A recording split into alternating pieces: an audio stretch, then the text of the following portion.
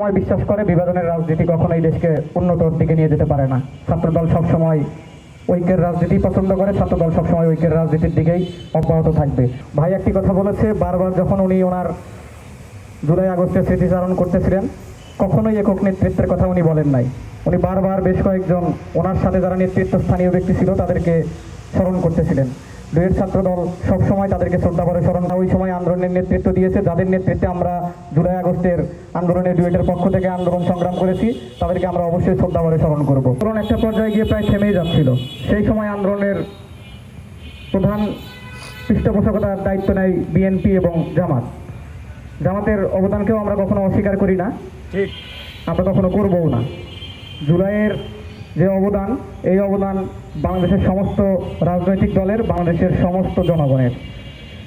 এবং ছাত্রদল সবসময় বিশ্বাস করে যেই সময় আন্দোলন থেমে যাওয়ার পর্যায়ে চলে গেছিল, সেই সময় বেসরকারি বিশ্ববিদ্যালয়ের ছাত্ররা যেভাবে রাস্তায় নেমে এসেছিল, এইটাই আবার আন্দোলনকে উজ্জীবিত করেছিল। আমরা তাদেরকে ধন্যবাদ জানাই তাদের এই কৃতিত্বের জন্য।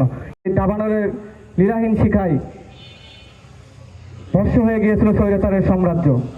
আমরা এখান থেকে শিক্ষা নিতে চাই। এই শিক্ষা আমরা ধারণ করে বাংলাদেশকে বিনির্মাণ করতে বাংলাদেশ জাতীয়তাবাদী ছাত্রদল অগ্রণী ভূমিকা পালন করতে চাই। সকলের প্রতি সেই প্রত্যাশা রেখে এবং জুলাইয়ের সকল শহীদদের প্রতি শ্রদ্ধা জ্ঞাপন করে আমি আমার কথা বলা এখানেই শেষ করছি। এ পর্যায়ে বক্তব্য রাখার জন্য অনুরোধ জানাচ্ছি বাংলাদেশ জাতীয়তাবাদী ছাত্রদল ঢাকা প্রকৌশল ও প্রযুক্তি বিশ্ববিদ্যালয় শাখার সংগ্রামী সভাপতি জামিল ইসলাম জামিল ভাইকে, এবং সেই সাথে আমি বিদায় নিচ্ছি। ধন্যবাদ সকলকে। বাংলাদেশ জিন্দাবাদ, বাংলাদেশ জাতীয়তাবাদী ছাত্রদল জিন্দাবাদ।